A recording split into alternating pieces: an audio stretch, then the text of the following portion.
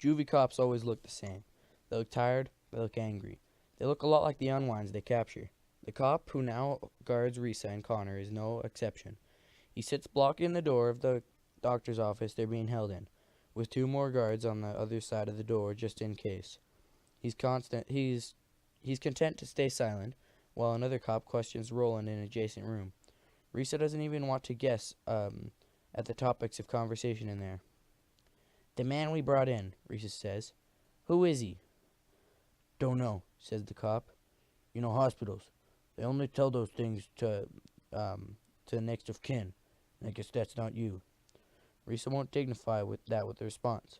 She hates this Juvie cop instinctively, just because of who he is and what he represents. "Nice socks," Connor says.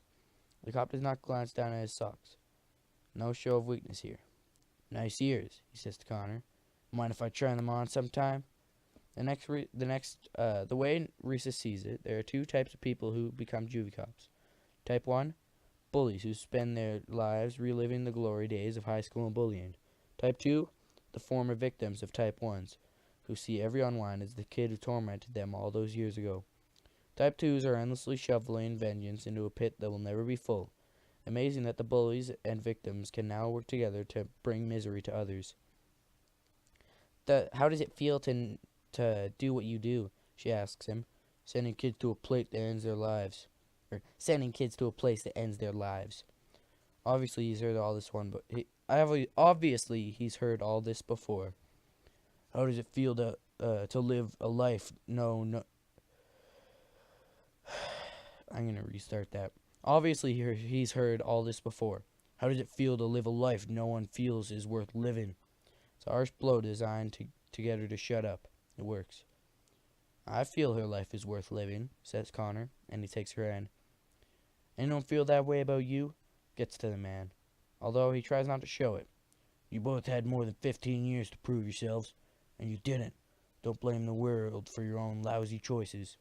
Risa can sense Connor's rage, and she squeezes his hand until she hears him take a deep breath and realize it, and release it, keeping his anger under control. "Doesn't it ever occur to you unwinds that you might be better off, happier, even in a divided state?" "Is that how you rationalize it?" says Risa. "Making yourself believe we'll be happier?" Hey, if that's the case," says Connor, "maybe everyone should get unwound. Why don't you go first?" The cop glares at Connor, then takes a quick glance down at his socks. Connor snickers. Risa closes her eyes for a moment, trying to see some ray of light in this situation, but she can't. She had known that getting caught was a possibility when they came here. She knew that being out in the world was a risk. What surprised her now was how quickly the Juvie cops had descended on them. Even with their unorthodox entrance, there would have been enough time to slip away in the confusion. Whether the Admiral lives or dies, it won't change things for her and Connor now. They are going to be unwound.